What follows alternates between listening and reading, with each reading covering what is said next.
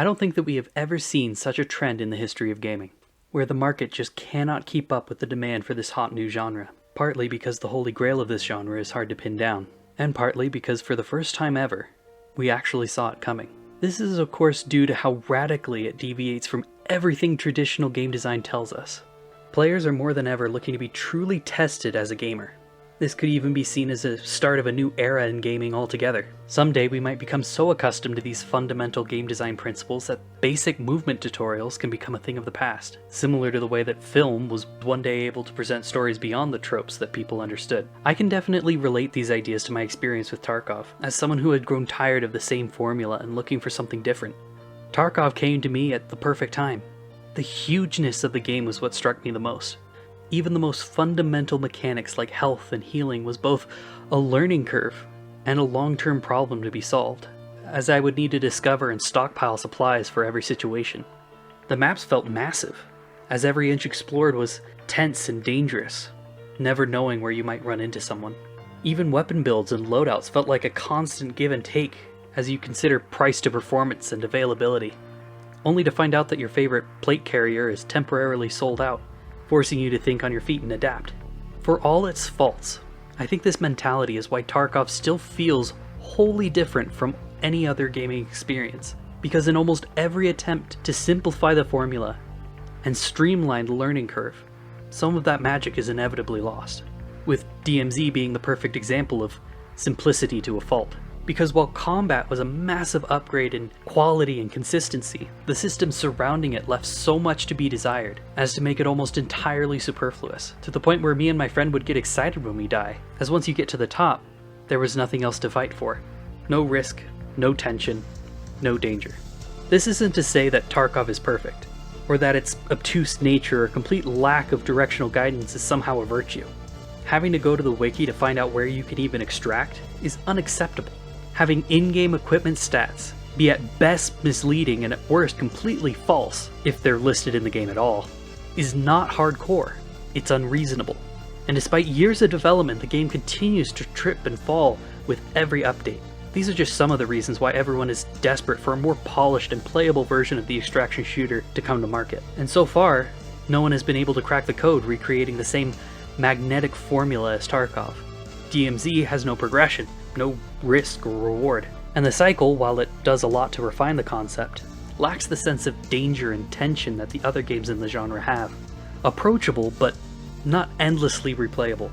And there are others. Marauders suffers from a lot of the same jank and inconsistent gunplay as Tarkov, and I feel like Hunt Showdown is kind of its own thing, though it does have some of the best ambience and sense of tension out of all of these games. So for me, if a game really wants to fill the Tarkov-shaped hole in my life, it would need to hit these three pillars.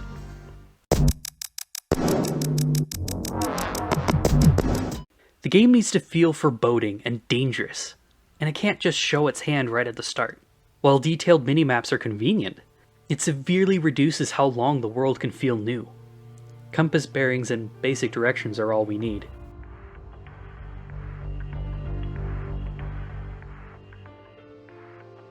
Loot is tough to get right, so many games leave a lot to be desired when it comes to producing those happy chemicals in my brain. I think of games like Borderlands, where gear just pours out of enemies all over the floor, or the nameplates that pile up at the foot of a boss in Path of Exile.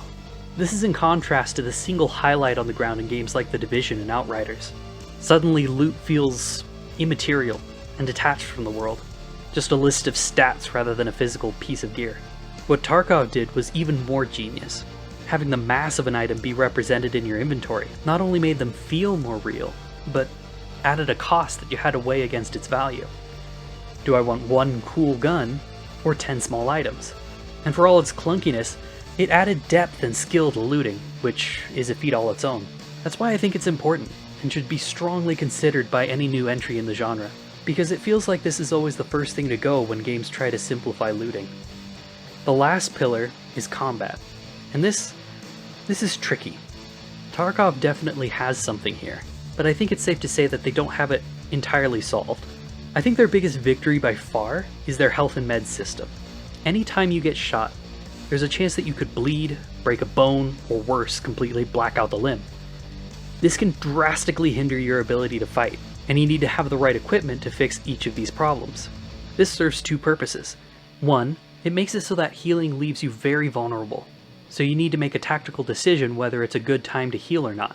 Two, it makes it so that every time you peek a corner, there's a potential that even if you don't die instantly, you could sustain a wound that will put you at a disadvantage until you can heal it. This is what makes Tarkov's fights feel so intense and realistic. That is, if it works, which we'll get to that. And keeps the fights from turning into a raw battle of aim, like so many other games. Which is not to say it's perfect. I think a good example of its failings is how horribly inconsistent damage calculations can feel. While a certain amount of obfuscation can be helpful to keep you from feeling too confident in a fight, you need to be able to rely on something in order to keep the fights feeling fair. Another big problem is how taking any damage will completely rob you of any chance to fight back, primarily in how it chunks your stamina bar, meaning that if you were lucky enough to survive the first shot, a lot of the time it just means you'll be dying slower.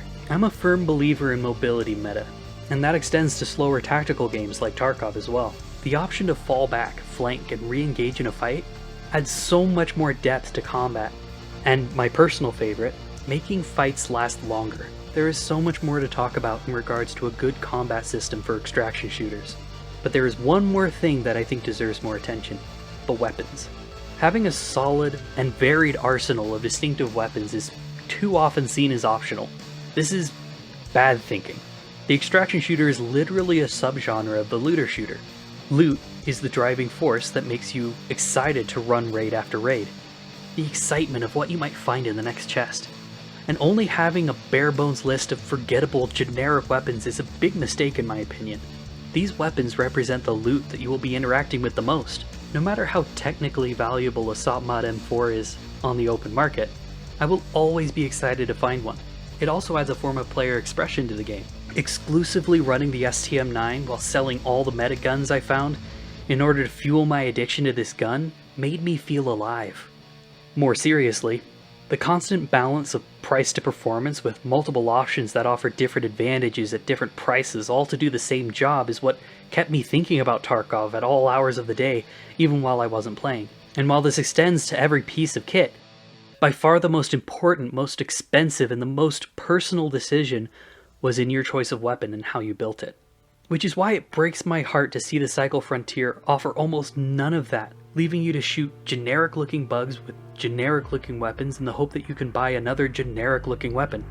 I get that this is supposed to add to the approachability of the game, but what kept me playing DMZ for way longer than I should have was very much its huge selection of guns and the myriad of ways that you could obtain and build them. So looking at all these features, you may be wondering, who could possibly make a game like this? And that's a good question. Making a game that can compete with someone who has been in active development since 2017 is almost impossible. But I do think that at the very least, any real competitor should at least have the potential to get there eventually. DMZ showed some promise, but failed in its meta progression and diversity in equipment, though the gunplay and weapons were definitely on point, and the armor plate system actually worked surprisingly well as a watered down version of Tarkov's meds, serving the purpose of making gunfights a battle of attrition, where small victories in an extended gunfight can lead to a significant advantage in finishing the fight. Very cool, but hard to stick with once you've fully geared up. The Cycle Frontier, man, I don't want to sound mean, but from the world, to the weapons, to the enemies, it all felt generic and forgettable, like it was made in the Fortnite custom game engine. But it definitely has some really cool systems that I think add a lot to the conversation. The persistent world and the storms solve a lot of the problems that Tarkov suffers from, but sadly I have no desire to grind that game, nor fully explore what it has to offer, since there isn't anything that pulls me in. Marauders, while the game's main gimmick is really cool and the aesthetic is very intriguing, it ultimately lacks in variety and polish. Ironic statement when comparing it to Tarkov, but really it feels like it suffers from a lot of the same sort of jank and clunkiness that Tarkov does, while sacrificing varied and breathtaking maps for ship-to-ship combat and boarding. Again, very cool, but it might be a while before we really have something to sink our teeth into. But definitely worth keeping our eyes on, much like Dark and Darker if that game ever comes out.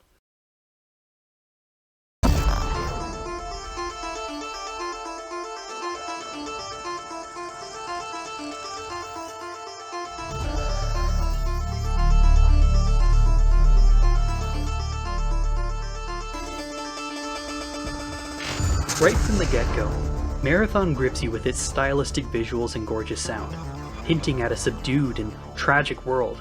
This all looks and sounds great, but it all remains to be seen. All the same, what little we do know sounds like it's on the right track, with developers describing a world of mystery you want to explore, with an evolving narrative that puts the player at the center of every event. Things like leaderboards and being the first to unlock a new location being reflected in the game to show off your storied lifetime in the game. We still have no idea what this game will actually look like, but it's interesting to see right off the bat how differently a team like Bungie would approach this genre. Having been focused on Destiny for so long, it makes sense that they would try to make the game feel more like an MMO, with in-depth meta progression and active live service. As long as they don't charge $40 a season, I'll definitely be playing it, even if only to see more of this world. Will it fill the Tarkov-shaped hole in my life? Probably not. The guns look generic, time to kill will probably be too high for my liking, and while Destiny's gunplay is top-notch, the movement has always felt a bit stilted, feeling more like Doom Guy than Captain Price. My biggest fear with this game is that it'll have a lot of great progression and community, but lack the tactical depth and interesting loot. Even if they do manage to overcome these obstacles, there's still the question of whether a AAA developer is willing to fully embrace the promise of an extraction shooter. Because, fundamentally, the goal of an extraction shooter is to take the player to the deepest pits of despair, punishing the smallest mistakes and forcing you to engage the game on a deeper level. As I said at the beginning of the video, the demand for extraction shooters is not coming from the mass market of casual gamers. It's born out of the desire that these veteran gamers have to be challenged, to put everything they've learned over a lifetime of gameplay to the ultimate test. The reason why successfully extracting is so exciting is because of the dread and fear you have of losing everything and starting over.